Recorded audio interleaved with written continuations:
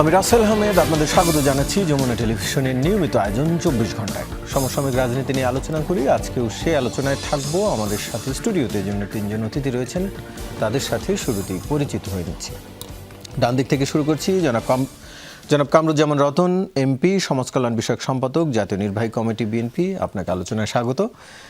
রয়েছেন জনাব ডক্টর কাজী মারুফুল ইসলাম, অধ্যাপক, উন্নয়ন অধ্যয়ন বিভাগ, ঢাকা বিশ্ববিদ্যালয়, আপনাকে আলোচনায় স্বাগত।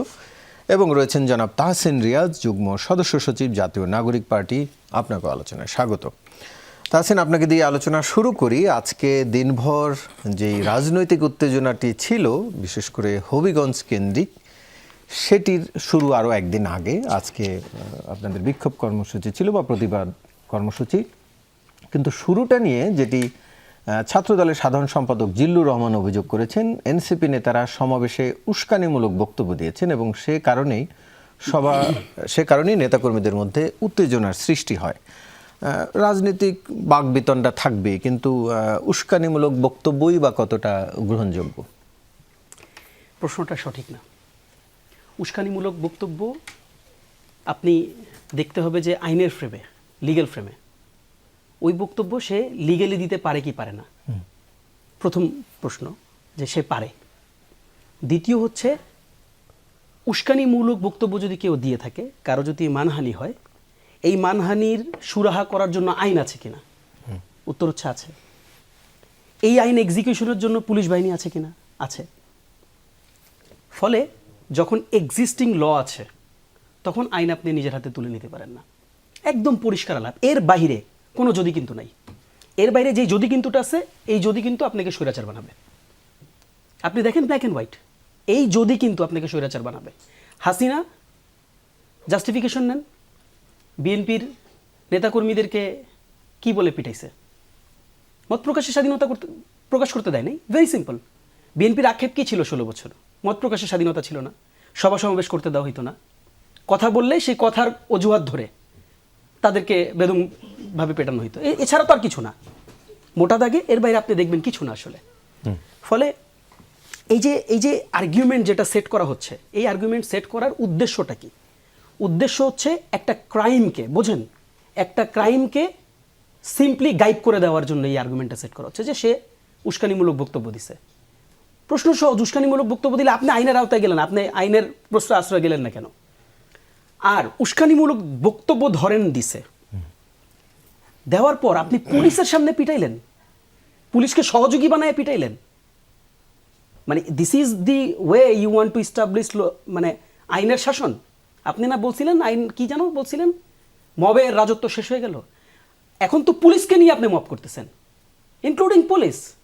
এবং দেখেন, এই চিত্রগুলো আমাদের সবার কাছে এখন, সবার ফোনে ফোনে, সবার টিভির স্ক্রিনে চলে গেছে। আপনি পুলিশ চারপাশে দাঁড়ায় আছে নীরব ভূমিকায়, আর লোকজন বেদমভাবে হাতে লাঠি অস্ত্র নিয়ে তাদেরকে পেটাচ্ছে। এবং সবচেয়ে দুঃখজনক ঘটনা খেয়াল করে দেখেন, উস্কানিমূলক বক্তব্যের জেরে একজন মানুষের চোখ উপড়ে ফেলবেন আপনি। মানে is this your democracy? This is how you want to practice democracy? আর এই ডেমোক্রেসি আপনারা আমাদেরকে শেখান। এই ডেমোক্রেসি আপনি বেগম খালেদা জিয়ার কাছ থেকে শিখছেন। আর আপনারা উস্কানিমূলক বক্তব্যের কথা বলেন। যেই রাষ্ট্রপতি আপনাকে খাম্বা তারেক বলল, যেই রাষ্ট্রপতি বেগম জিয়াকে নিয়ে এমন কুরুচিপূর্ণ বক্তব্য, যে বক্তব্য সে দেয় নাই, ও মা, সেই রাষ্ট্রপতিকে বাঁচানোর জন্য তো আপনার দল মত নির্বিশেষে আপনারা ঝাঁপাই পেলেন। তখন উস্কানিমূলক বক্তব্যের কথা আপনার মনে ছিল না? The hypocrisy, the face of hypocrisy, the way you do hypocrisy.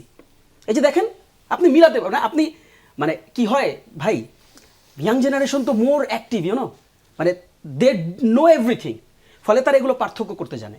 আপনি কিভাবে হিপোক্রেসি দেখাইতেছেন? খাম্বা তারেক বললে সে রাষ্ট্রপতিকে বাঁচায় রাখছেন, আর অন্য কেউ উস্কানিমূলক বক্তব্যের ফ্রেম দিয়ে আপনি তাকে রাস্তায় পেটাচ্ছেন, পুলিশ সহ রাস্তায় পেটাচ্ছেন। মামলা করতে যায়, মামলা করতে যেতে দিচ্ছেন না। দেখেন এই চিত্রগুলো, আমি একদম শিওর এই যে রতন ভাইয়ের জীবনে এই ধরনের ঘটনা বিগত 16 বছর অসংখ্য আছে। এসব কারণে রতন ভাইরা ফ্যাসিস্ট বলতে আসি নাকি? আজকে তো আপনারা অভিযোগ দিতে পারলেন। কিভাবে পারলাম বলেন? কিভাবে পারলাম? কত মানে কার্যক্রমের পর পারলাম, কত কার্যক্রমের পর পারলাম। আর ওই যে এখন কষ্ট নিয়ে বলতে হয়, যে বালুর ট্রাক আপনারা সরাতে পারলেন না এত বছরে, সেই বালুর ট্রাক এরাই সরাইলো, যাদের কাছে বালুর ট্রাক দিয়ে আটকাইতে পারলেন। পারেন নাই তো। দেখেন ওই বালুর ট্রাক আপনার জন্য এখনো কাল হয়ে আছে, মানে এক্সিস্টিং অলওয়েজ বালুর ট্রাক।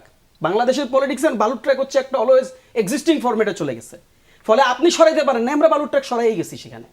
এবং দেখেন কতটা মানে লজ্জাজনক বাংলাদেশের গণতন্ত্রের জন্য আজকের দিনে এটা এসে বলতে হয়, কতটা লজ্জাজনক। এবং আমি জানি না যে এই লজ্জাটা মানে আমাদের মাননীয় স্বরাষ্ট্রমন্ত্রী পাবেন কিনা, আমি জানি না এই লজ্জাটা যারা গণতান্ত্রিক আন্দোলনের এই 16টা বছর রাজপথে রক্ত দিলেন তারা এই লজ্জাটা পাবেন কিনা। পুলিশ কি বলতেছে? পুলিশ বলতেছে সামনে যায়েন না ভাই, সামনে বিপদ, সামনে যায়েন না ভাই, সামনে বিপদ, রেকর্ড আছে। পুলিশ যদি বলে সামনে বিপদ, ওই বিপদকে মোকাবেলা করার তো কাজ পুলিশের। আপনার বাসায় যদি ডাকাত পড়ে আর আপনি যদি সেই ডাকাতকে ধরতে যান, আর আপনারা যদি বলে পুলিশ যে ভাই ওইখানে যায় না, ডাকাতি হচ্ছে, আর খবরদার ওইখানে যায় না, ঝামেলা হইতে পারে, ডাকাতি হচ্ছে, ভাই এই রাষ্ট্র দিয়ে আমি মানে এই রাষ্ট্রের বিচার আমি কার কাছে দিব? আমরা প্রধানমন্ত্রীকে দেখি স্টেডিয়ামে গিয়ে বাচ্চাদের সাথে এঙ্গেজ করেন, প্রধানমন্ত্রীকে দেখি যেই বাচ্চা তার দিকে নির্মল হাসি দেন তাকে তার অফিসে নিয়ে তার সাথে গসিপিং করেন, আর এই প্রধানমন্ত্রীর মানে যারা মানে ওয়েপন, এই প্রধানমন্ত্রীর যারা সহযোগী তাদেরকে দেখি একটা বাচ্চার চোখ উপড়ে ফেলে দেয়। এই বাচ্চার চোখ মেহেরপুরে ঝিনাইদহে আমরা উপড়াইতে দেখছিলাম তো হাসিনাকে। ফলে দেখেন এই যে ফ্রেম, যে কি আপনার উস্কানিমূলক বক্তব্যের ফ্রেমে ঢুকাইয়া যদি কেউ এটাকে জাস্টিফিকেশন করার চেষ্টা করে তাহলে সে চরম পর্যায়ের অগণতান্ত্রিক চিন্তা থেকে বিলং করে এবং তার ন্যূনতম ডেমোক্রেসির বোঝাপড়া নেই। জাস্ট নোট মাই ওয়ার্ড, তার ন্যূনতম গণতন্ত্রের বোঝাপড়া নেই। গণতন্ত্রের বোঝাপড়া হচ্ছে বক্তব্য থাকবে এখানে, এমন বক্তব্য জাতিসংঘের নিচে, আমি আপনাকে দেখেন এখন গুগল করেন দেখেন জাতিসংঘের নিচে কি কি প্ল্যাকার্ড নিয়ে লোকজন দাঁড়ায় থাকে। কইটা তো একটা প্রধানমন্ত্রীর নাম আমার সঙ্গে ঘুষি মারার কথা ছিল তার। হোয়াইট হাউসের ট্রাম্পকে কিভাবে করে ব্যাশিং করা হয়, কিভাবে করে অন্যান্য রাষ্ট্রপ্রধানদেরকে ব্যাশিং করা হয়, আর আপনি আপনার এলাকায় গিয়ে আপনার যেই সংসদ সদস্য একটা মানে ন্যূনতম যার কোনো যোগ্যতা নাই তার সমালোচনা করবে না, আপনি কি কুসুম কুসুম প্রেম চান আমাদের কাছ থেকে? সেটা তো ভাই আমরা করতে পারবো না। ফলে আজকে তারা চরম পর্যায়ে আনডেমোক্রেটিক আচরণ করেছেন এবং যেভাবে করে এই পুরো গণতান্ত্রিক পন্থার মুভমেন্টকে তারা বাধাগ্রস্ত করেছেন, আমরা আবারও আজকে প্রমাণ করেছি, আমি শেষ কথাটা বলে দিচ্ছি, আবারও আজকে প্রমাণ করেছি যে আমরাই গণতান্ত্রিক, বরং আপনারাই সত্যিকার অর্থে স্বৈরাচারের পথে হাঁটছে, যেটা নাহিদ বলেছে আজকে। জি, কামরুজ্জামান রতন ভাই, তাহসিন রিয়াজের শেষ কথা ধরে আপনারা স্বৈরাচার হয়ে উঠছেন কিনা সেটি একটি বিষয়, তাছাড়া হবিগঞ্জের যে ঘটনা, উস্কানিমূলক বক্তব্যের যে অজুহাত তাহসিন রিয়াজ বলছিলেন যে এক ধরনের অজুহাত, উস্কানিমূলক বক্তব্য দিলেই কি আসলে তাদের উপরে হামলা করা যায় কিনা, এমনকি আজকে তাদের যে রাজনৈতিক কর্মসূচি ছিল সেটিকে পুলিশ সড়কের মাঝখানে গাড়ি আড়াআড়ি ফেলে সড়ক অবরোধ করে রাখলো 200-র বেশি, সেই গুলশানের মতো ঘটনা, এটিকে আসলে মানে সরকারে যাওয়ার পরে বিএনপি আসলে একটু ভিন্ন পথে হাঁটছে কিনা? আজকে হবিগঞ্জের ঘটনাটা নিয়ে তাহসিন যেভাবে বলল তার যুক্তিকে খণ্ডানো আমার কাজ নয়।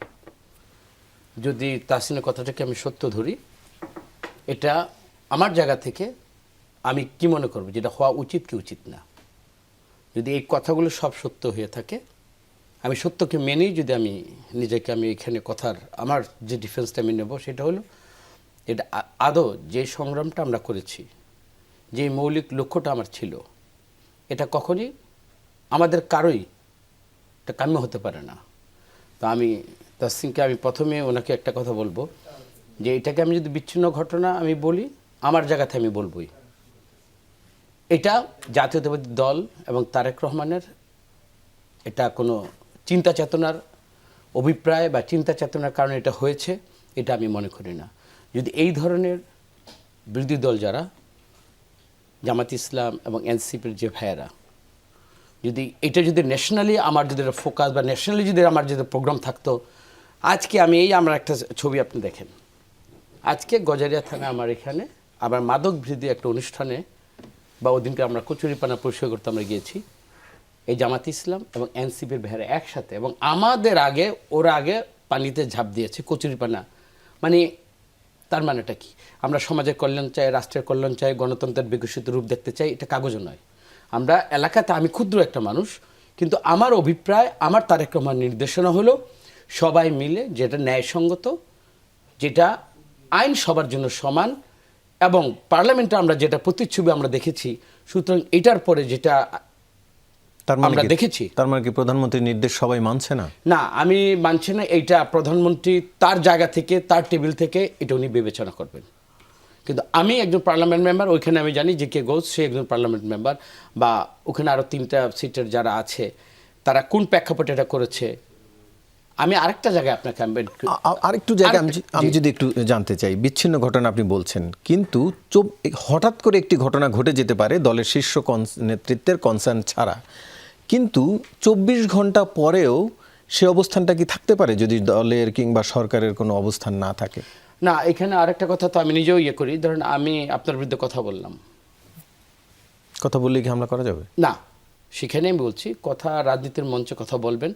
শুধু এতটুকু আমি রিকোয়েস্ট করব যে আপনি শালীনতা বা আপনার একটা এক্সিট করা উচিত নেই। একটা মানে যার যার সম্মান দেওয়ার ক্ষেত্রে গণতন্ত্র মানে কি, আমি আমার মত প্রকাশ করব, কিন্তু অপরের মতকে বা অপরকে মেলাইন করে একটা মিথ্যা কথা বলে একটা উস্কানি যেটা হয়, যেটা দেওয়া হয়েছে, সেটাকে আমি কিন্তু ওইটাকে কিন্তু আমি স্ট্যান্ড করবই, যে এই ধরনের বক্তব্যটা আমি নাম উচ্চারণ করতে চাই না, যেহেতু উনি ইয়েতে নেই, শোতে নেই। এই ধরনের অহরহ প্রতিনিয়ত ওনারা, অন্য কেউ তো আমি রাজপথেতে এই ব্যাপারে তো আমি দেখছি না। আপনি, আমার তো মনে হয় এটা একটা এজেন্ডা। জানেন ভাই, আপনারা যখন তাসিন ভাই আপনারা কথা বলেন নিজেদের ফোরামে, আপনারা তো সবাই যদি একটা কথা হয়, যেমন চিনি সত্য বা ঠিক আছে অমুকের সাথে আমার রাজনীতির বিরোধ থাকবে, যেমন আওয়ামী লীগের বিরুদ্ধে তো আপনারা এক প্যানেলে একভাবে আপনারা কথা বলেন। আপনারা শালীনতার মধ্যে আইনগতভাবে ন্যায়সঙ্গত আপনারা সম্মান দিয়ে, আপনি নিজে তারেক রহমান সাহেবকে মাননীয় প্রধানমন্ত্রী বলে আপনারা সম্বোধন করলেন, বাট আরেকজন আপনারা নিজেরা বলেন তো আপনাদের ফোরামে অন্তত সঙ্গতভাবে তো কথা বলা উচিত। অপরকে সম্মান দিলে কি নিজের সম্মান ক্ষুণ্ণ হয়? আর অপরকে আমি যদি এইভাবেই যদি মানে মিথ্যা নির্ভর কোনো কথা বলি, তা আমি কি তারেক রহমানের জায়গায় যেতে পারবো? এতটুকু অন্তত শালীনতা বা একটু মানে পরস্পর মতামতকে শ্রদ্ধা করা কিন্তু উচিত। সর্বশেষ আমি বলতে চাই, যদি সেটেল না হয় চোখ উপড়ে ফেলবেন না, আমি তো আমাকে আসতে দেন, পরবর্তীতে আপনার এই বিচারটা আমার কাছে নয়। আমার কাছে বিচারটা কখন, আমি যখনই ভোট হবে 5 বছর পর, জনগণ, this is the case, exactly it is. আমি যখন কোন আনলফুল কাজ করতেছি না, জনগণ বিবেচনা করবে। আইনের মাধ্যমে বিচার হতেই পারে, সেটিও ভিন্ন বিষয়। আমি আমার কথাটা শেষ করতে দেই, যে আপনি কথা বলেছেন, এই কথার 2টা বিচার হয়। একটা হলো আইনগতভাবে আমার মানহানি হয়েছে, আমি মামলা করে এটাকে আমি শাস্তির আওতায় আনার জন্য আইনগতভাবে আমি ব্যবস্থা নিই। আরেকটা হলো জনগণ, ওই জনগণের কাছে আমি যাব, যেহেতু ভোটের রাজনীতির জন্য আমি এস্টাবলিশ করছি, আপনারা আমার সবার সংগ্রামের ইতিহাস আছে, স্যাক্রিফাইসের ইতিহাস আছে, আপনারাও নির্বাচনে গিয়েছেন, আমরাও গিয়েছি, কিন্তু আমরা সংখ্যাগরিষ্ঠ মানে আমাদের মানসিকতা এটা হবে, নিশ্চয়ই মানুষের জন্য তো আমাদের ভোটটা দেয় নাই। আমি মনে করি, ছোট্ট বিষয় বলি, জাস্ট ছোট্ট বিষয়, যে এই যে আপনি এই বক্তব্যের বিচার চাইছেন, কিন্তু একজনের চোখ উপরে ফেলা হইলো, এটার বিচারের ব্যাপারে কিছু বলবেন না? না, আমি তো আপনি কিন্তু আমার কথা শেষ করতে দেন। জি, আপনি বলুন। শেষ করার আগে আমি তো বলেছি, আমি জাস্ট প্রশ্নটা করলাম, আমি তো যেই জায়গায় কারো কথার জন্য যাকে আমি আইনগতভাবে শাস্তি দেওয়ার অধিকার আমার নেই, আমি আইনগতভাবে আমি একটা প্রোটেকশন চাইতে পারি। আর আমি তার এই যে কথা বলেছে, এটা 5 বছর পর যখন ইলেকশন হবে, তার কথার বিচার জনগণ কিভাবে নেবে, মূল্যায়ন ওইটা নেবে। এখন আসেন, আমি যে এখানে কথাই আমি কাউকে প্রটেস্ট করতে পারি, কথার জন্য আমি যাকে আরেকটা কথা দিয়ে তাকে আমি মেলাইন করতে পারি না, সেইখানে কেউ যদি একটা থাপ্পড় দেয়, চোখ উপড়ানো তো অনেক বড় ব্যাপার, তার আমি বডি টাচ করতে পারি না। আমরা বিদেশে গিয়েছি, আমরা দেখেছি কি জানেন, যে সব কথা বলে, ওরা তো সভ্যতা, ওরা ধ্যান বেদিন হলে ওদের ভিতরে সভ্যতা আছে, মানে এমন কিছু ব্যবহার করে আসলে একটু সহ্য করা যায় না, কিন্তু কেউ কাউকে পাঞ্চ করে না, রাইট, বুক দিয়ে ঠেলে, মানে ওইখানে কি এই শালীনতা, এই শিক্ষাটা কিন্তু আমরা নেই নাই। কিন্তু আমাকে কাউকে আঘাত করার কোনো স্বাধীনতা নয়, এই অপব্যবহার আইন মানে কাউকে আঘাত করার কোনো এখতিয়ার আমার কাছে নেই। এইটা হলো তাসিম ভাই আপনার উত্তরটা, নিশ্চয়ই এইভাবে আপনি আমার কাছ থেকে নেন। জি, ডক্টর কাজী মারুফুল ইসলাম, একটু আপনার কাছে জানতে চাই, যেই ঘটনাটি ঘটলো কালকে এবং আজকে সব মিলে আপনি আসলে কিভাবে দেখেন? ক্ষমতার চেহারা কি সবসময় একই রকম থাকে? সেটি কি পরিবর্তন হয়েছে বা কি প্রত্যাশা করছে? জি, ধন্যবাদ। আমাদের তরুণ বন্ধু তাহসিন এবং মাননীয় সংসদ সদস্যদের বক্তব্য শুনছিলাম এবং শুনে আমার উদ্বেগ কাটেনি, উদ্বেগ কাটছে না এই কারণেই যে যে বাংলাদেশের বিনির্মাণটা আমরা চাচ্ছি বা এখনো পর্যন্ত যেটা যেটা অপূরণীয় রয়ে গেছে সেটা হচ্ছে একটা গণতান্ত্রিক ন্যায়সঙ্গত বাংলাদেশ, যেটার জন্য আমরা ধাপে ধাপে সেই স্বাধীনতার পর থেকেও আমাদের যে সংগ্রাম সেগুলো চলছে, সর্বশেষ 24-এও আমরা দেখলাম। সেই জায়গার সংকটটা কি, আমরা যে গণতান্ত্রিক বিনির্মাণটা চাচ্ছি তার একটা মৌলিকতম উপাদানই যদি বলি কিংবা প্রধানতম উপাদান যদি বলি সেটা হচ্ছে আইনের শাসন। সেই আইনের শাসনটা আমরা কোনোভাবেই অর্জন করতে পারছি না। আপনি দেখেন যে হবিগঞ্জে যে ঘটনা ঘটেছে সেটার পেছনে উস্কানি থাকুক, বক্তব্য থাকুক, যে কোনো রকমের ভাষ্য থাকুক, যে কোনো রকমের আচরণ থাকুক, তার প্রতিক্রিয়া হিসেবে আপনি শারীরিক সহিংসতা করতে পারেন না। এটা স্রেফ একটা ফৌজদারি অপরাধ, এটা নিয়ে কোনো এটার জাস্টিফিকেশনের কোনো সুযোগই নেই। মানে এখানে চোখ উপড়ানে ফেলা তো অনেক ভয়ঙ্করতম একটা অপরাধ। তার আগে যা যা ঘটেছে এর কোনোটাই ঘটা সম্ভব না যদি দেশে আইনের শাসন থাকে। আপনি একই সময় দেখেন, আপনি রাজশাহী বিশ্ববিদ্যালয়ে যে ঘটনাটা ঘটেছে, সেখানকার জিএস সে বিশ্ববিদ্যালয়ের ভিতরে গ্রন্থাগারের ভিতরে যে শিক্ষার্থীদেরকে নিজে পিটিয়েছে এবং আমরা পরিষ্কার করে দেখলাম, সবাই ভিডিওতে দেখলাম। না, আমার আইনের শাসনের জায়গাতে এটা যেমন সহিংসতা, ওইটাও পরিষ্কার সহিংসতা। ওখানে যেমন পুলিশের ভূমিকায় যাদেরকে গ্রেফতার করা হলো তারা হচ্ছে যাদেরকে মারা হয়েছে, যারা ভিকটিম তাদেরকে গ্রেফতার করা হলো। এখানে পুলিশ কোনো ভূমিকা নিল না। আমি এর সঙ্গে যুক্ত করতে চাই, আপনি চট্টগ্রামে দেখেন যেখানে একটা সন্ত্রাসী গোষ্ঠী তারা রীতিমতন সরকারের যে বাহিনী সেই বাহিনীকে চ্যালেঞ্জ করছে। আমরা খুলনায় দেখছি সেখানে সরকারি অর্ডার গেছে, পুলিশের একজন কর্মকর্তার বদলির অর্ডার গেছে, কিন্তু সেই অর্ডারটা স্থানীয় দের সঙ্গে যোগসাজশে সেই অর্ডারটা পর্যন্ত একজন পুলিশের কর্মকর্তা মানছেন না এবং সেখানে একটা ভয়ঙ্কর সন্ত্রাসের রাজত্ব তৈরি হয়েছে। ঢাকাতে দেখছি। তো এই যে উদাহরণগুলো আমরা দেখছি, এই সমস্ত উদাহরণগুলোকে যদি আমি একটা জায়গায় করি সেটা দ্বারা কি দেখা যায়, সেটা হচ্ছে আসলেই আইনের শাসন আমরা প্রতিষ্ঠা করতে পারছি না। এবং এই সরকার আপনি কেন পারছি না কেন, সেই তার একটা অন্যতম জায়গা সেটা হচ্ছে নিশ্চিতভাবে যে এটা পারার প্রথম কাজটা হচ্ছে যে আপনি পারতে চাইতে হবে। উইলিংনেস, আমরা বলি যে willingness to do and ability to do. তো এটা প্রথম কাজ হচ্ছে উইলিংনেস। তো সেই উইলিংনেসের জায়গাতে আমরা যার যে উইলিংনেসটা, অর্থাৎ তার যে আগ্রহ আছে, ইচ্ছা আছে, সেটা আপনি সুন্দর করে শিশুদের সাথে আলাপ করবেন, একটা সুন্দর জেস্টার দেখাবেন, এটা দিয়েই আইনের শাসন প্রতিষ্ঠা করা যায় না। আইনের শাসন হচ্ছে তার জন্য যে ক্ষমতাশালী, তাকে যদি আপনি নিয়ন্ত্রণ করতে পারেন তখনই আইনের শাসনটা প্রতিষ্ঠার ধাপের দিকে আপনি যাচ্ছেন। আমার উপরে আইন প্রয়োগ করা, রিক্সা চালকের উপরে আইন প্রয়োগ করে দিয়ে আইনের শাসন না। আইনের শাসন হচ্ছে ওই এমপি সাহেবকে কন্ট্রোল করা, ওই বিজনেসম্যানকে কন্ট্রোল করা, সেখানে হচ্ছে আইনের শাসনের প্রয়োগের জায়গা। তো সেই রকম নজির তো আমরা দেখছি না। আমরা কি দেখলাম? আমরা দেখলাম যে নারায়ণগঞ্জের এমপি সাহেবের পুত্রকে থানায় এনে বসিয়ে আদর যত্ন করে তারপরে তাকে ছেড়ে দেওয়া হলো। এটাই আইনের শাসন না তো। এটাই হচ্ছে ব্যত্যয়ের জায়গা। ফলে তার আগ্রহটা যে আছে সেটার যথেষ্ট প্রমাণ আমরা দেখছি না। আর সামর্থ্যের জায়গাটাও আমার মনে হয় যে এখন একটা প্রশ্ন, যেমন আমরা চিটাগংয়ের কথা বললাম যে সেখানে এই সমস্ত স্বরাষ্ট্রমন্ত্রী, বিভিন্ন বাহিনী, তারা যে এমন কোনো ব্যবস্থা গ্রহণ করতে পারলো না যে স্থানীয় সন্ত্রাসীরা তাদেরকে চ্যালেঞ্জ করতে পারলো না। মনে হলো যে ওখানে একটা নেগোসিয়েশন হয়েছে, একটা আন্ডারস্ট্যান্ডিং হয়েছে। খুলনাতে একই রকম, অর্থাৎ যে জায়গাগুলোতে রাষ্ট্রকে চ্যালেঞ্জ করছে যারা, আমাদের রাষ্ট্রবিজ্ঞানের ভাষায় একটা বলে যে রাষ্ট্রের একটা মনোপলি অফ ভায়োলেন্স থাকতে, অর্থাৎ রাষ্ট্র বৈধ সন্ত্রাসের একটা বৈধ একচেটিয়া কারবারি, তার দখল থাকতে হয়, কর্তৃত্ব থাকতে হয়। কিন্তু চট্টগ্রাম কিংবা খুলনা কিংবা ঢাকার মিরপুরে যেখানে সন্ত্রাসীরা পুলিশের সামনে পুলিশকে চ্যালেঞ্জ করছে এবং হত্যাকাণ্ড ঘটাচ্ছে, তার মানে রাষ্ট্রকে চ্যালেঞ্জ করছে। তার মানে রাষ্ট্রের যে অ্যাবিলিটিটা আছে, সামর্থ্য আছে এই সমস্ত নিয়ন্ত্রণ করার ক্ষেত্রে, সেই অ্যাবিলিটিটা প্রশ্নবিদ্ধ। আরেকটা বিষয় একটু আপনার কাছে জানতে চাই, আপনি অ্যাবিলিটির কথা বলছিলেন, সরকারের দিক থেকে বারবার বলা হয় 24-এর আন্দোলনের পরে পুলিশের যে মনোবল ভেঙে গেছে সেটি ফিরিয়ে আনতে সময় লাগবে এবং স্বাভাবিকভাবেই সে কারণে কিছুটা হয়তো সময় লাগছে। কিন্তু বিরোধী দলের ব্যাপারে পুলিশ যে ভূমিকা সেটি তো আগের মতোই সবলে আছে। কেবল আইনের আপনি যেই উদাহরণগুলো বলছেন সেই বেলায় পুলিশের মনোবল ফিরে আসতে সমস্যা হচ্ছে, বিষয়টা এরকম কিনা? পুলিশের অফকোর্স একটা পরিবর্তন তো হয়েছে, এটা মানতেই হবে যে পুলিশের সামর্থ্যের জায়গা এবং মনোবলের জায়গায় অবশ্যই অনেকটা চটে গেছে বলা যেতে পারে যে 24-এর আন্দোলনের পরে। কিন্তু আপনি সেই কথা বলে আর কতদিন চালাবেন? আপনি যখন রাষ্ট্রের দায়িত্ব নিচ্ছেন তখন আসলে আপনার কাছে অজুহাত খুব সামান্যই। আপনাকে এটা প্রমাণ করতে হবে, আপনাকে পারফর্ম করতে হবে। কি কারণে আমি পারফর্ম করতে পারছি না সেটা আমি যথেষ্ট রকমভাবে শুনবো না।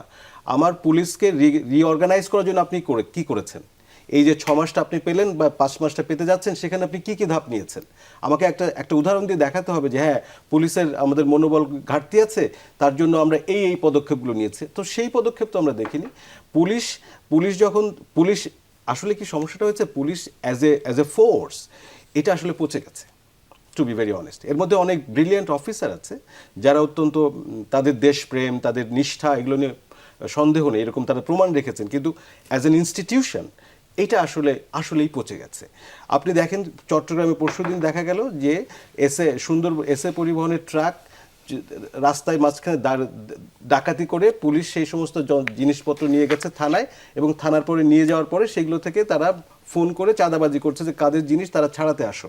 তো পুলিশ তো এখানে খুব পরাঙ্গম, পুলিশ তো চাঁদাবাজিতে পরাঙ্গম, পুলিশ তো অন্যান্য অপরাধীদেরকে যে প্রশ্রয় দেওয়ার ক্ষেত্রে পরাঙ্গম, তখন তো তার মনোবলের ঘাটতিটা হচ্ছে না। তাহলে এখানে এই মনোবলের যে ঘাটতির জায়গা, সেখানে রাজনৈতিক নেতৃত্বের যে প্রচণ্ড নিষ্ঠা এবং একাগ্রতা লাগবে যে আমরা পুলিশকে দিয়ে কাজ করাবো। কারণ পুলিশ দিন শেষে রাজনৈতিক নেতৃত্বকে আসলে ওই যে উপরের কথা বলে, উপর থেকে নির্দেশ, এই উপরটা আসলে পলিটিক্যাল লিডারশিপ। তো তাদের যে আনুগত্য, সেই আনুগত্যটা আইনের কাছে না দেখিয়ে তাদের রাজনৈতিক যে কর্তৃত্ব আছে তাদের কাছে আনুগত্যটা দেখায়। ফলে সেই ক্ষেত্রে যদি রাজনৈতিক নেতৃত্বরা যদি এটাকে প্রশ্রয় না দেয়, তারা যদি আইনের শাসনের প্রতি দায়িত্ববান থাকেন, ওখানে যদি অনুগত থাকেন, তাহলে তো পুলিশ পারফর্ম না করার কোনো সুযোগ নেই। পুলিশ তো অবশ্যই পারফর্ম করতো। জি, আমরা আলোচনা আবারও ফিরছি, তবে তার আগে একটি বিরতি নিয়ে আসি। দর্শক, সঙ্গেই থাকুন।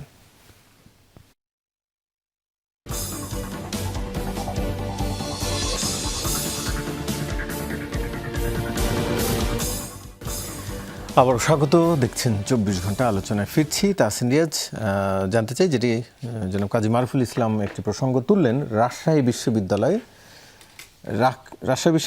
মারধরের পর ছাত্রলীগ পরিচয়ে কারাগারে পাঠানো হয়েছে 2 শিক্ষার্থীকে, এবং অন্য শিক্ষার্থীরা বলছেন ওই 2 শিক্ষার্থীর কোনো ছাত্রলীগের পদবি ছিল না, এবং যেটি নিয়ে বিরোধ,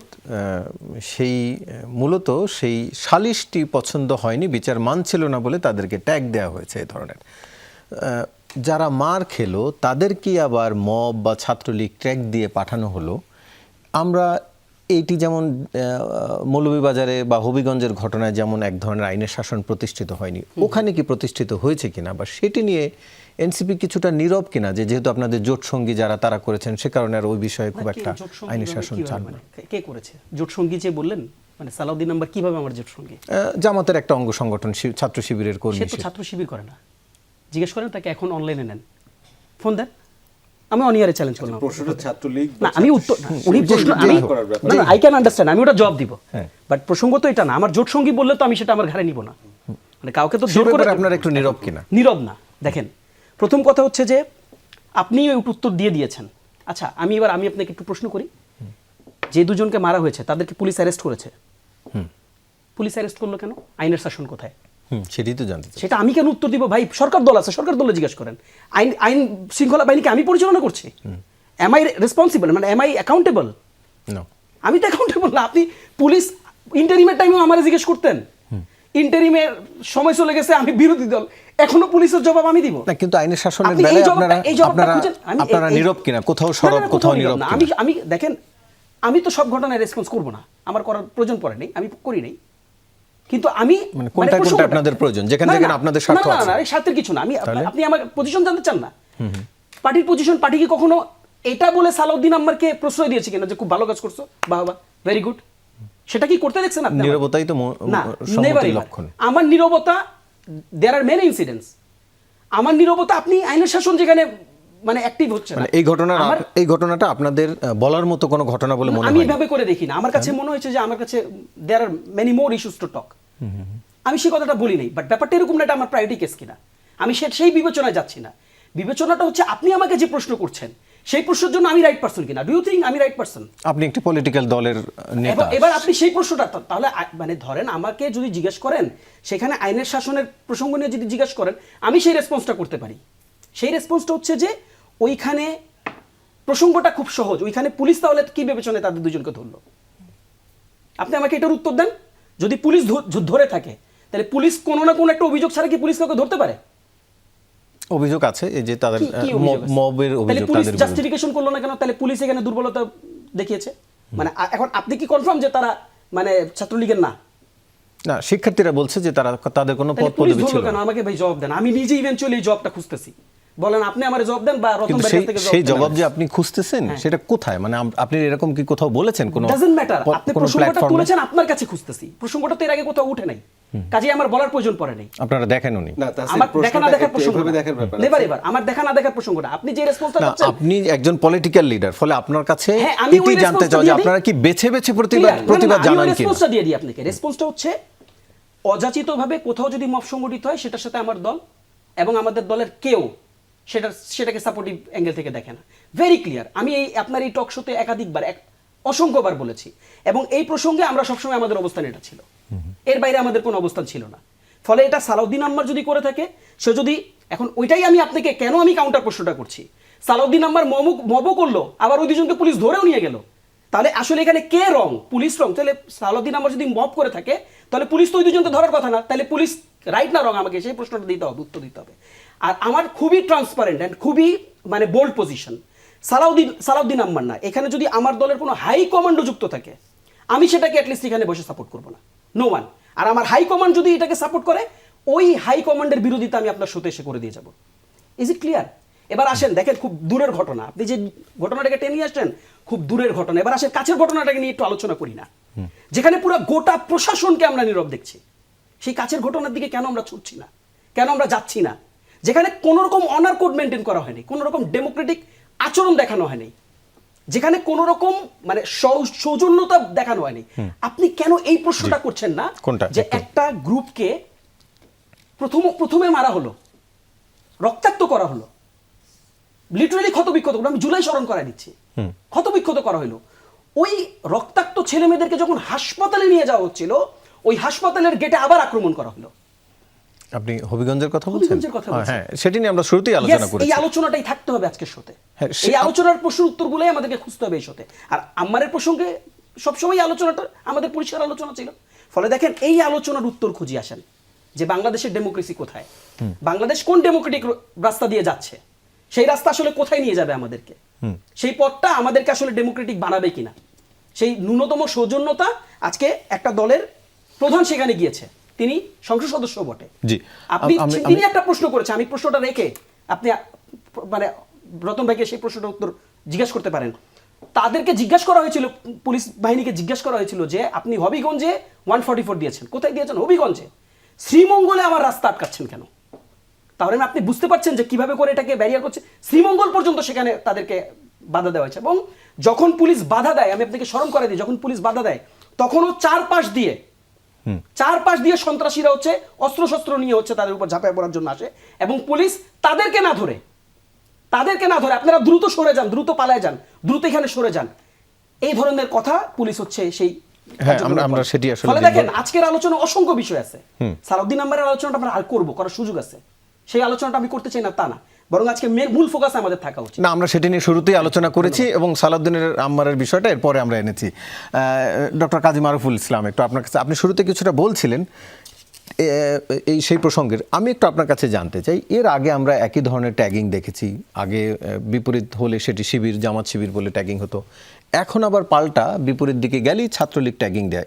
ট্যাগিংয়ের রাজনীতিটা আসলে কোনো ঘুরে ফিরে থাকছেই কিনা রাজনীতিতে, আপনি কিভাবে দেখেন? জি, এটা এটা এটা এটা আমি আসলে শুরুতেই ভাবছিলাম যে প্রসঙ্গটা আসা দরকার। সেটা হচ্ছে যে আমাদের রাজনৈতিক সংস্কৃতিতে গত প্রায় আমি বলবো যে আসলে গত 30-35 বছর ধরেই, মানে প্রথম দিকের কিছু বছর বাদ দিয়ে তারপর থেকেই বলতে পারি যে এই এক ধরনের কুসংস্কৃতি তৈরির একটা ডেভেলপ করছে। সেই ডেভেলপের জায়গাটা হচ্ছে কীরকম, যে একটা তো রাজনীতিতে সহিংসতা শুরু হয়েছে, মানে শারীরিকভাবে সহিংসতা, সেটা আমরা 75 থেকেই দেখেছি যে সহিংসতা, যে ভিন্ন মতকে শারীরিকভাবে আক্রমণ করতে হবে, তাদেরকে সন্ত্রাস করে সেদেরকে বন্ধ করতে হবে। কিন্তু একই সঙ্গে আর একটা যেটা হয়েছে সেটা হচ্ছে ভাষাগত সহিংসতা। এই ট্যাগিংটা হচ্ছে সেই ভাষাগত সহিংসতা, অর্থাৎ আমাকে বধযোগ্য করার জন্য, আমাকে হত্যাযোগ্য করার জন্য আমাকে এমন একটা ক্যাটাগরিতে বর্গে ফেলতে হবে যে এই বর্গটা অচ্ছুত, এটা মানুষ না, এবং এদেরকে মেরে ফেলা যায়, এদেরকে জেলে দেওয়া যায়, এরকম বিভিন্ন রকমভাবে করা যায়। এটা এই চেষ্টাটা আমরা মুক্তিযুদ্ধের যে মূল বোধ, যে মানুষের স্পৃহা এবং অভিপ্রায় এবং মানুষের যে সংগ্রামের যে ঐতিহ্য, সেটাকে পাশ কাটিয়ে মুক্তিযুদ্ধের বিশ্বাস এবং আকাঙ্ক্ষাকে পাশ কাটিয়ে মুক্তিযুদ্ধকে দেখা গেল যে একটা সুগার কোট হিসেবে ব্যবহার করা হলো, এবং তার বিপরীতে যারা আছে তাদেরকে তৎকালীন যারা ক্ষমতাসীন ছিলেন তাদের বিরোধী মতকে এই হত্যাযোগ্য, বধযোগ্য, আক্রমণযোগ্য করার জন্য ওই ট্যাগিং এর রাজনীতি শুরু করেছে। এবং সেটা কিন্তু আমরা 24-এ সেটা থেকে মুক্তি চেয়েছিলাম। সেই মুক্তিটা কিন্তু 24-এর পর হলো না। আমরা অন্তর্বর্তী সরকারের সময়ও দেখলাম যে ছাত্রলীগ করা তো কারো কোনো অপরাধ না, আওয়ামী লীগ করা তো কারো কোনো অপরাধ না। বাংলাদেশের যে পেনাল কোড আছে সেখানে কি কোথাও বলা আছে যে কেউ ছাত্রলীগ করতে পারবে না, কোনো রাজনৈতিক দল করতে পারবে না, কিংবা কোনো আওয়ামী লীগ করতে পারবে না, এটা বলা আছে? আওয়ামী লীগের সম্পর্কে এখন পর্যন্ত যে নিষেধাজ্ঞা আছে সেটা হচ্ছে তাদের দল হিসেবে কার্যক্রম গ্রহণ করতে পারবে না। তো সেটা তার সাথে তো আমার দলের সদস্য থাকার, দলের বিশ্বাস ধারণ করার কোনো সম্পর্ক নেই। ফলে কোনো একটা ছাত্রকে, কোনো একটা নাগরিককে ছাত্রলীগ করছে বা আওয়ামী লীগ করছে এই অভিধা দিয়ে তাকে কোনোভাবেই তার মানবিক অধিকার, তার নাগরিক অধিকার খর্ব করার কোনো সুযোগ নেই। এটা হচ্ছে ওই একই প্রচেষ্টা। অর্থাৎ এটাও আসলে সন্ত্রাসের আর একটা ধরন। যেভাবে মানুষকে খুন করা যায়, সেই খুন করার আগের রাস্তাটা হচ্ছে মানুষকে এরকম করে একটা বর্গে ফেলতে হবে এবং তারপরে তাকে আমাদের সামনে থেকে সরিয়ে ফেলতে হবে, এলিমিনেট করতে হবে। সেই রাজনীতি যেটা, সেই রাজনীতি একটা অংশ বলে আমার কাছে মনে হয়। আপনি দেখবেন যে আরও আমাদের প্রচার মাধ্যমের মধ্যেও, গণমাধ্যমের মধ্যেও, এমনকি সোশ্যাল মিডিয়াতেও কিন্তু এই একই রকমভাবে আপনি কাউকে সমকামী বলবেন, কাউকে অন্য কিছু বলবেন, কাউকে নারীবাদী বলবেন, কাউকে আস্তিক বলবেন, নাস্তিক বলবেন। এটা একই রাজনীতি। অর্থাৎ আপনি আপনার ভিন্ন মত যেটা আছে তাকে কি করে আপনার কাছ থেকে এলিমিনেট করবেন আমার প্রতিদ্বন্দ্বিতা থেকে, সেই যে রাজনীতিটা, সেই রাজনীতির একটা অংশ কিন্তু এখানে চলছে। ফলে এইটা এবং এই রাজনীতি আমরা দেখেছি 24-এর পরে কিন্তু আসলে এটা অন্য একটা মাত্রা পেয়েছে এবং এটা প্রকারান্তরে ফুলে ফেপে উঠেছে। এবং সেই রাজনীতিরই পালে বাতাস দিয়েছে কিন্তু আমাদের জামাতে ইসলামী এবং এনসিপি, এবং পার্টলি এটাকে এন্ডোর্স করে গেছে বাংলাদেশ জাতীয়তাবাদী দল। অর্থাৎ এই রাজনীতি, এই সংস্কৃতি থেকে দূরে যাওয়ার যে চেষ্টা, আগ্রহ, সেটা দুর্ভাগ্যজনকভাবে আমাদের যারা আজকে সংগ্রামের ঐতিহ্যের দাবিদার বলে দাবি করেন, যারা 24-এর আন্দোলনে ছিলেন বলে তারা বলেন, তাদের মধ্যে থেকে কিন্তু এই চেতনার জায়গাটাতে ঘাটতিটা আমরা ক্রমাগতভাবে দেখে যাচ্ছি। এবং তারা যখনই তার বিরুদ্ধে গেছে, অসংখ্য উদাহরণ আপনি সোশ্যাল মিডিয়াতে দেখবেন যে যারা এই তরুণদের রাজনীতি করছেন, জামাত ইসলামী তো করছে, তারা তো একটা বট বাহিনী তৈরি করেছে যে কাউকে ট্যাগ দেওয়ার জন্য বিশাল একটা বাহিনী তৈরি করেছে। এবং তাদের সঙ্গে অন্য যে রাজনৈতিক দলগুলো তারাও কম বেশি মাত্রায় একই রাজনীতি খেলছে, যেটা আওয়ামী লীগও করতো, এখন সেই একই রাজনীতিটা চলছে। ফলে আমি এই দুই পক্ষের দুই রাজনৈতিক নেতৃত্বের বাইরে আমি যখন সাধারণ মানুষ, আমার জায়গাটা আমার দুর্বল হয়েছে। অর্থাৎ আমার নাগরিক অধিকারের জায়গাটা বিপদাপন্ন হয়েছে। সারা দেশের যারা সাধারণ মানুষ, যারা এই ট্যাগিং এর মধ্যে থাকতে চায় না, থাকে না, তাদের জীবনযাপনটা আসলে বিপদাপন্ন হয়েছে এদের জন্য। কামরুজ্জামান রতন ভাই, একটু আপনার কাছে জানতে চাই, তাহসিন রিয়াজ যে প্রশ্নটি রেখেছেন সেই প্রশ্নের উত্তর আপনার কাছে আছে কিনা? যাদেরকে মারধর করা হলো, মারধর, এবং আমরা দেখেছি সেই ভিডিও, মারধরের পর পুলিশ আবার তাদেরকেই গ্রেফতার করলো, উত্তর আছে কি আপনার কাছে? আপনি দেখেন, এর আগে আরেকবার কথা বলেছিলেন, যখন যাচ্ছিল ওই হবিগঞ্জের আগে শ্রীমঙ্গলের একটা কথা বললো। আচ্ছা, পুলিশের কি ওই দায়িত্ব যে আপনি যেই জায়গায় যাবে কি যাবে না সেটা পরের ব্যাপার, ওই জায়গাটা যায় না, বিপদ আছে, তার মানে তুমি জানো যে এটা বিপদ আছে। পুলিশের যে দায়িত্ব, জ্ঞানহীনতা, এটা আমাদের রাষ্ট্রের যে শপথ নিয়ে সে যে দায়িত্বটা মানে চাকরিটা করে, এটা সে প্রথমেই যথাযথভাবে সে পালন করছে না। যদি পালনই করতো তাহলে অন্তত তার মুখ দিয়ে এই কথাটা বের হতো না। যদি না, যারা যদি নিজে নিজে সেখানে আসেনি, কেউ তাকে নির্দেশ দিয়েছে, এটিও তো না, আমি এই নির্দেশটা আমি শুনবো না। আমি একজন নাগরিক, ওনারা একজন নাগরিক, আমি নাগরিকের যে ফ্যাসিলিটি পাওয়া উচিত নাগরিকের, সেই আঙ্গিকে এবং সেইটাকে আমি সামনে রেখে আমি একটা জাস্টিস চাই। আমি যদি ওইখানে যদি একটা ভায়োলেন্স করার যদি কোনো উইপন্স আমার কাছে থাকতো, তারা যদি ওইটা যদি দৃশ্যমান হতো, না আপনারা পারবে না, তখন তাদেরকে অ্যারেস্ট করা হোক। কিন্তু এই রাস্তায় যান না বিপদ আছে, এত মজাক করে তো এই কথাগুলো তো বলার দরকার হয় না। তাহলে তাহসিনরা যখন এই ভাষায় এখানে কথা বলছে, আপনি কি নিশ্চয়ই- কথার কথা বলছেন, মানে যে কথাটি বলেছে তার বিরোধিতা করছেন নাকি অবস্থানের বিরোধিতা আমি করছেন? অবস্থান কথা ওই পুলিশ কর্মকর্তার বিরুদ্ধে আমি কথা বলছি, আচ্ছা, যে এইটা আমি বললাম তো, যেমন এক হবিগঞ্জ ঘটনা, এটা আমার জাতীয়তাবাদী দলের আদর্শ না, এবং এইটা আমার সেন্ট্রালি কোনো আমার রাজনৈতিক কোনো এটা আমার এজেন্ডা না। তেমনই ওই পুলিশের এক ব্যক্তির বা সেইকে বলেছে, এটা তার ব্যাপার, আমি তার দায় নেব কেন? কিন্তু সে কারো নির্দেশ ছাড়া মানে নিশ্চয়ই আমি ওখানে কেন যায়নি। এটা সে বলতে পারবো, আমি তো ওই পুলিশের ওই অফিসার সে ওখানে বলেছে যে উপরে নির্দেশ আছে, এরকম কথাও সে আমি তো বলেছে। মনে করি বাংলাদেশে এখন সবই সম্ভব। উপরটা কি? উপরটা আমি তাদের বডি ক্যামেরা আছে, ওখানে বাংলাদেশের ম্যাক্সিমাম সিসি ক্যামেরা আছে। আমি যদি মনে করি তারা বলুক, এটা তো আমি কেন, আমি অ্যাট্রাক্ট হয়েছি, আমি এই কথাটা বললাম। কিন্তু আমি স্যারের সাথে একটা জায়গায় আমার অনুভূতি, আমার কষ্টের জায়গা থেকে আমি স্যারকে একটা আমি বিচার চাইলাম। সেটা হলো যে আমরা জানি মানবের জন্য মানবতা, একটা দানবের জন্য এত আমার কৃপা, দানবের জন্য এত এখন আইনের শাসনের যে ব্যাপারগুলো সামনে আমি নিয়ে আসছি, সে জাস্টিস পাক, তাকে মেলাইন করে কোনো কিছু না করা হোক। এই 16টা বৎসর আওয়ামী ফ্যাসিস্ট যারা ক্ষমতায় ছিল, তারা সরকারের থাকা অবস্থায়, সেটা ভোটিংয়ের ক্ষেত্রে বলেন, আইনের ক্ষেত্রে বলেন, কোন জায়গায় বাংলাদেশের মানুষকে মানবিক একটা নাগরিকের মূল্য দিচ্ছে?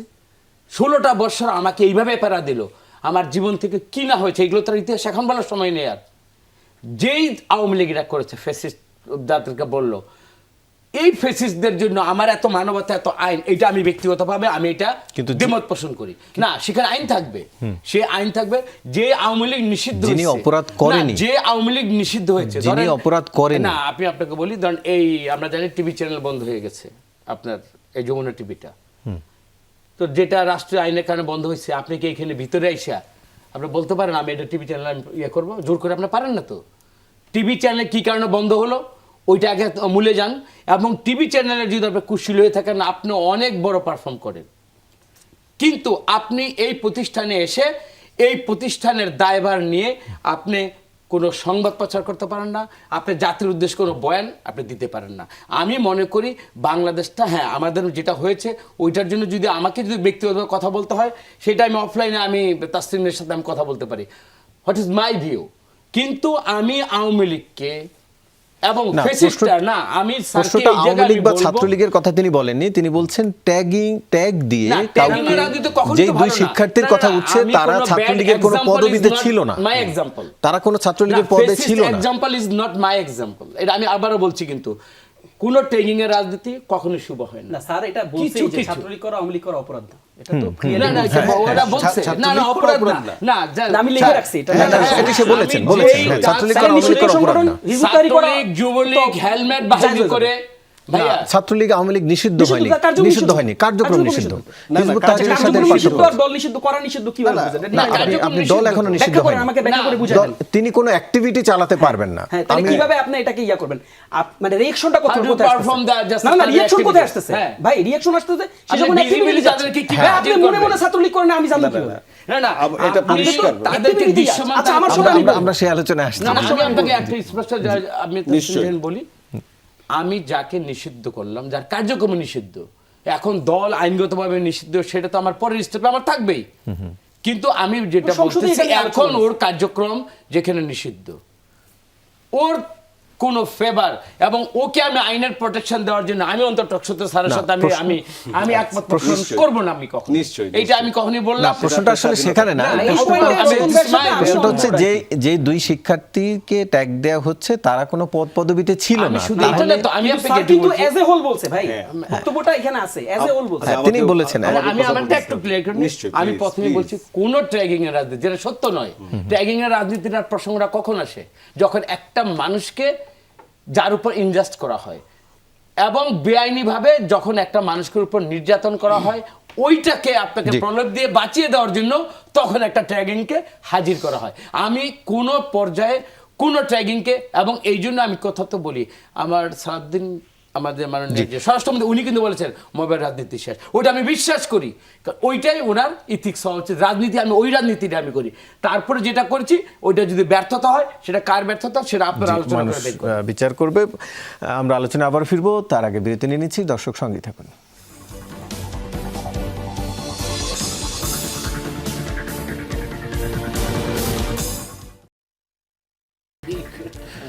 আবারও স্বাগত, দেখছেন 24 ঘন্টা আলোচনায় ফিরছি। তাহসিন রিয়াজ, একটু আপনার কাছেই জানতে চাই, যদিও একটু ভিন্ন প্রসঙ্গ, হয়তো আপনি আগের প্রসঙ্গে কথা বলতে চাচ্ছিলেন, একটু যুক্ত করে রাখি। আজকে জামাত ইসলামী নির্বাচন কমিশন বেশ কিছু দাবি জানিয়েছে, তার মধ্যে একটি দাবি আগেও তারা জানিয়েছিল, নিষিদ্ধ কার্যক্রম নিষিদ্ধ আওয়ামী লীগ বা তাদের কোনো পদধারী নেতা যেন আগামী স্থানীয় সরকার নির্বাচনে অংশগ্রহণ করতে না পারে, এরকম একটি দাবিও রয়েছে। না, ওই দাবিটা মানে আলোচনাটা অলমোস্ট সিমিলার লাইনে। দেখেন, এই দাবিটা কেন জানাবে না? এটা জামাত ইসলামী না, আমার কাছে মনে হয় এটা বিএনপির ওই দাবিটা জানানো উচিত। মানে আপনি ধরেন কাউকে কোন একটা জায়গায় পার্টিসিপেট করাইতে চান, ধরেন আপনি আপনার এলাকার একজন খুনিকে কেন আপনার বাসায় নেন না? মানে একদম খুব পার্সোনাল জায়গা থেকে আমরা দেখি, কেন নেন না? কারণ আপনি জানেন তার মধ্যে খুন করার প্রবণতা আছে। এই জিনিসটা বুঝতে না অনেক সায়েন্স জানা লাগে না, অনেক মানে সোশ্যাল সায়েন্স পড়া লাগে না। কেন আপনি নেন না একটা ডাকাতকে আপনার সাথে? আপনার একটা বন্ধু যে বন্ধুটা ধর্ষণ করে, ওর সাথে কেন আপনি বসে আড্ডা দেন না? বিকজ আপনি জানেন যে তার মধ্যে ওই প্রবণতাটা আছে, তাকে ওই রিকনসিলিয়েশনের থ্রুতে আসতে হবে, তাকে ওই অনুধাবনের মধ্যে দিয়ে যাইতে হবে যে না, সেই ভুল করছে এবং আর ভুলটা করবে না। এই যে প্রসেস, এই প্রসেস আপনি ডেভেলপ না করে, এই ফিল্টারিংয়ের মধ্যে দিয়ে আপনি না নিয়ে গিয়ে, আপনি কি একটা আওয়ামী লীগ নেতা আমাকে দেখাইতে পারবেন যে এই 24-এর হত্যাযজ্ঞের পর ন্যূনতম তার মধ্যে অনুধাবনটা দেখাইতে পারবেন আপনি? এছাড়া তাইলে এরকম একটা খুনিকে না ভাই, এছাড়া না, এটা বিগ পয়েন্ট। এটা একটা কিন্তু অ্যানথ্রোপোলজিক্যাল আলোচনা, এটা কিন্তু আমি কোনো ডিসকাশন করতেছি না। জামাত ইসলামী কি রিকনসিলিয়েশনের মধ্যে দিয়ে গেছে? জামাত ইসলামী রিকনসিলিয়েশনের মধ্যে দিয়ে গেছে কিনা এটার বিরাট উত্তর আছে, আমি আপনাকে উত্তর দিতে পারি। শুনেন, উত্তরটা আমি দিতে পারি। তাহলে জামাত ইসলামী যে বাংলাদেশে 40 বছর ধরে রাজনীতি করতেছে, 40 বছর ধরে রাজনীতি করার সুযোগ বাংলাদেশের সকল পলিটিক্যাল পার্টি তাকে দিয়েছে। বাকি সবাই দেখে এনসিপি কিভাবে দিল মানে ভেরি ফাইন। এনসিপি তো তার 71-এর কার্যক্রমকে সে কখনো এন্ডোর্স করে না, যেভাবে করে অন্যান্য পার্টি। দেখেন, আলোচনাটা ভিন্ন দিকে যাচ্ছে, আপনি রিকনসিলিয়েশনের কথা বললেন, তাই সিম্পল রিকনসিলিয়েটেড হয়ে আসছে তো জামাত ইসলামী। ভাই কিভাবে রিকনসিলিয়েটেড? আমি আপনাকে সাল ধরে বলি, তাহলে আমাকে সময় দিয়েন, নাহলে তো আলোচনাটা অর্ধেক থাকবে। আমি আপনাকে সাল ধরে বলি। দেখেন, 72 দালাল আইন, শেখ মুজিবুর রহমান কি করছে আপনি দেখেন, চেক করেন, ক্রস চেক করে দেখেন কি করছে। তিনি যুদ্ধ অপরাধীদের সাধারণ ক্ষমা দিয়েছেন। এটা রিকনসিলিয়েশন না তো কি? আপনি আইনবিদ্যার ডাইকা নিয়ে এসে জিজ্ঞেস করেন রিকনসিলিয়েশন না তো কি। এরপরে আসেন, যখন জিয়াউর রহমান, মেজর জেনারেল জিয়াউর রহমান যখন ক্ষমতা গ্রহণ করলেন 78-এর পর কিভাবে করে জামাত ইসলামী রাজনীতি এস্টাবলিশ হলো? এরপর গোলাম আজমের যে পাসপোর্ট কে ফিরাই দিল? কে ফিরাই দিচ্ছে আপনি আমাকে বলেন? বাংলাদেশে না ভাই, দলের রিকনসিলিয়েশন হয়? It's not person, no never. বলে দে কিভাবে হয়, কিভাবে হয় না। 85 আওয়ামী লীগেরা একসাথে মিলে আন্দোলন করলো, 94 একসাথে মিলে আন্দোলন করলো, আর ভাই সকল দোষ এনসিপি। তাহলে এটা রিকনসিলিয়েশন নাকি? রিকনসিলিয়েশন কি জিনিসটা? মানে বাকি সবাই যেহেতু করেছে তবে এনসিপি করতেই পারে। রিকনসিলিয়েশনটা কি? এটা কি দেখতে কেমন দেখায় মানে বলেন তো, চেহারাটা কেমন? রিকনসিলিয়েশন মানে বাকি সব দল যদি আওয়ামী লীগকে অ্যাকসেপ্ট করে, এনসিপি অ্যাকসেপ্ট করে রিকনসিলিয়েশন ইজ আ প্রসেস, এটা একটা প্রসেস ভাই। আর আপনি যেই থ্রুতে আপনি আওয়ামী লীগের আলোচনাটাকে নিয়ে এসেছেন, দুইটা বিলের আলোচনা, একটা ঐতিহাসিক আলোচনা আর একটা very recent history that you have faced. কাজেই দুইটাকে একটা বিলে এনে আপনি আলোচনাটা বিভ্রান্ত করাবে। আমি বলতেছি না ওই আলোচনাটা ভুল, ওই আলোচনাটা করা যাবে না, ওই আলোচনাটা টেবিলটা ডিফারেন্ট। কারণ আপনাকে 40 বছর অ্যানালাইসিস করতে হবে। আর আপনি রিসেন্ট এক্সাম্পল, রিসেন্ট ডেজ যেটা আপনি ফেস করে আসছেন, সেই ফেস নিয়ে আপনি যদি আমাকে প্রশ্ন উত্তর জিজ্ঞেস করেন, তাহলে আলাপটা ক্লিয়ার। যা ছোট্ট একটা রেসপন্স করে দিয়ে যায়, প্রশ্ন করবেন না। দুটি গণহত্যা আমার দৃষ্টিতে, সেজন্য আমি তো বলছি রিকনসিলিয়েশনের প্রসেসটা কি। আর এই গণহত্যার জন্য আমরা সব সময় আমাদের পজিশন ক্লিয়ার ছিল, 71 আনকম্প্রোমাইজড, এই জায়গাটাতে কোনো আলাপ নাই। আর স্যারের একটা রেসপন্স আমি করে দিয়ে যাই। দেখেন, বাংলাদেশের আইন মোতাবেক বাংলাদেশের সংসদে যারা রিপ্রেজেন্ট করে, মানুষের ভোটে রিপ্রেজেন্ট যারা করে, তারা আইন পাস করেছে আওয়ামী লীগ ছাত্রলীগের কার্যক্রম বন্ধ থাকবে। কাজে কার্যক্রম বন্ধ মানে কার্যক্রম বন্ধ। স্যার যতটা শক্তভাবে আওয়ামী লীগ ছাত্রলীগের নাম ধরে তাদের অধিকারের প্রশ্নটা আনলেন, সেই শক্তভাবে এনসিপির নাম ধরে যদি প্রসঙ্গটা নিয়ে আসতেন, আমার অনেক। তিনি শুরুতে সেটিও মনে হয় বলেছেন। ডক্টর কাজী মারুফুল হক, একটু আপনার কাছে জানতে চাই যে কার কার ক্ষেত্রে মানবাধিকার করা যাবে, দাবি করা যাবে, কার কার ক্ষেত্রে করা যাবে না? মানুষের জন্যই মানবাধিকার। সেই মানুষের নাম সাদা হোক কালো হোক, সেই মানুষ ছোট হোক বড় হোক, তার নাম অপরাধী হোক আর পুণ্যবান হোক, সকল মানুষের জন্য মানবাধিকার। এবং মানবাধিকারটা হচ্ছে ইনএলিয়েনেবল, অর্থাৎ মানুষের কাছ থেকে এটা বিচ্ছিন্ন করা যাবে না। সকল মানুষের জন্যই মানবাধিকার ব্যাপারটা আছে। এবং আইনের শাসন যদি বলেন, আইনের শাসনের যে কোনো সংজ্ঞা, যে কোনো বিজ্ঞানে আপনি যান, সেটা হচ্ছে সবার জন্য আইনটা একই রকম থাকতে হবে। আওয়ামী লীগের ক্ষেত্রে ডেফিনেটলি যারা অপরাধ করেছে তাদের ব্যাপারে কোনো রকমের কোনো আপত্তি নেই, তাদের শাস্তি হতে হবে অবশ্যই। আওয়ামী লীগ যদি বাংলাদেশে রাজনীতি করতে চায়, তাহলে অবশ্যই তাদেরকে রিকনসিলিয়েশনের থ্রু দিয়ে আসতে হবে, তাদেরকে অনুশোচনা করতে হবে। কিন্তু প্রসঙ্গটা হচ্ছে, আমি একজন আওয়ামী লীগ করতাম, আজকে আওয়ামী লীগ কার্যক্রম নিষিদ্ধ, তাহলে কি আমি এখন পাপী হয়ে গেলাম, আমি অপরাধী হয়ে গেলাম? এটা আমি যদি অপরাধ না করে থাকি, তাহলে আমার কাছ থেকে আমার কোনো অধিকার আপনার নিয়ে নেওয়ার অধিকার আপনাকে রাষ্ট্র দেয় নাই, আইন দেয় নাই, আইনের শাসন দেয় নাই। আমরা আম্মারের প্রসঙ্গটা আমি আবার ছেড়ে যাব, যে যেখানে ওরা কথা বলতে পারতেন যে আম্মার পরিষ্কারভাবে আইনের শাসন ভাঙলেন, আমরা দেখলাম ভিডিওতে যে সে সন্ত্রাসী, কিন্তু তার প্রসঙ্গে একজন রাজনৈতিক নেতা হিসেবে রাজনৈতিক দলের কাছ থেকে যে প্রতিক্রিয়া, যে এটাকে ডিজোন করা, এটাকে নিন্দা করা, সেই প্রতিক্রিয়া কিন্তু আমরা এই রাজনৈতিক দলগুলোর কাছ থেকে দেখিনি, এনসিপির কাছ থেকেও দেখিনি, জামাত ইসলামের কাছ থেকেও দেখিনি। আর বিএনপি তো প্রশাসনিকভাবে তার উল্টা প্রতিক্রিয়া করলো, অর্থাৎ পুলিশ দিয়ে যারা ক্ষতিগ্রস্ত হলো তাদেরকেই নিয়ে গেল। ফলে পুরোটাই আইনের শাসনের একটা ফ্যাসাদ তৈরি হয়েছে আসলে। জি, কামরুজ্জামান রতন, একটু আপনার কাছে জানতে চাই, জামাত ইসলামের অভিযোগ ধরেই তারা যে অভিযোগ করেছে সেখানে বেশ কিছু বিষয় আছে, তার মধ্যে নিয়োগেরও, যে বিশেষ করে স্থানীয় সরকারের যে নির্বাচন নিয়ে আশঙ্কা, এমনকি হচ্ছে যারা প্রশাসক রয়েছেন তাদেরকে যেন নির্বাচনে পার্টিসিপেট করতে দেওয়া না হয়। পাশাপাশি নির্বাচন কমিশনে একজনকে নিয়োগ দেওয়া হয়েছে অতিরিক্ত সচিব হিসাবে, তিনিও দলীয় নিয়োগ হয়েছেন, এটিরও বিরোধিতা করেছে। একটু আপনার না, মন্তব্য যে জানতে কোনো চাই। মত প্রকাশের স্বাধীনতা সব দলেরই আছে, কিন্তু আপনি আপনার সুবিধাজনক যখন হয়, আজকে কুষ্টিয়া বা চুয়াডাঙ্গাতে একজন ইউএনও নিয়োগ হয়েছে, ওখানে জামাত ইসলাম তাকে ফুল দিয়ে বরণ করেছে আজকে। তার মানে কি ওটা যখন আমার পক্ষে থাকবে বা আমার ওটা তো চুক্তিভিত্তিক নিয়োগ না, সেটি তো চুক্তিভিত্তিক নিয়োগ ছিল না। আমি যে কেউ সেটা তো ইউএনও তো আরো বড় সবার। violation। না না, ইউএনও তাই না? ইউএনও যখন মানে- ইউএনও তো সবার। হ্যাঁ, তার পদাধিকার মানে কি হিসেব করলে- আপনি ক্ষমতা নেয় বিরোধী দল, আমাদের যদি বিএনপিকে যদি ক্ষমতার আপনাকে ওই দাপটের কথা বলেন, তাহলে তো এই জিনিসটা আজকে তো ওই সাধুবাদ বা এরকম ফুলের তোড়া নেতা যেতে পারতো না। তার মানে আপনি বলতে পারেন শাসন ক্ষমতায় থাকলে একেবারে যে এনসিপির বাইরে বলি যে সব কিছু যে একবারে ধোয়া তুলসী পাতা হয়ে যাবে বা সবাই এনসিপি হয়ে যে মানে যাবে, তাদের কাছে সমস্ত জাস্টিসটা আমরা ফিরে পাবো। আমরা দেখেছি তো অন্তর্বর্তীকালীন সময়ের মধ্যে, ওনাকে আমি বলি নাই, একজনের নাম বলতে আমার কোনো দ্বিধাই নেই। আজকে এনসিপি তো আজকে আমাদের মাথার তাজ ছিল, এখনও তাদেরকে ওই রেসপেক্টে আমি করতে চাই, কিন্তু যখন আসিফ মাহমুদের কথাটা আমরা উঠাবো, তখন কিন্তু এই যে তাসিম কিন্তু এত বড় গলায় কথা বলতে পারবে না।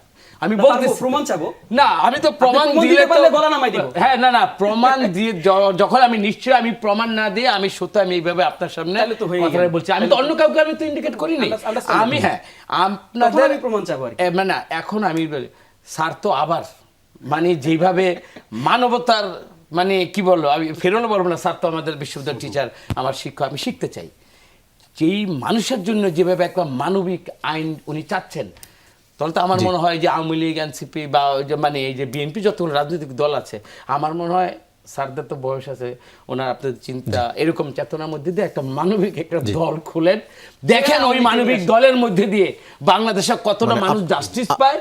এবং আওয়ামী লীগের শুনেন, আপনাদের দ্বারা তাদের আশা পূরণ হবে না, এটি বলতে চাইছেন? আপনাদের দ্বারা তার আশা পূরণ হবে না, মানে যে একটা মানবতার থিমের উপর যে বললো, সেটি আপনাদের তাহলে দ্বারা পূরণ আমার হবে এটা না। বাংলাদেশে অনেক কিছু দেখছি তো, অনেক ব্যাটারি দল জি, খুলছে। শেষ করতে হচ্ছে। আপনাদের এরকম তিনজনকে ভিডিও আলোচনা অংশ নেওয়ার জন্য আমি জানি ধন্যবাদ। এটা দর্শক, এই ছিল ভবিষ্যতে আজকের 24 ঘন্টায় সাথে থাকার জন্য ধন্যবাদ সবাইকে।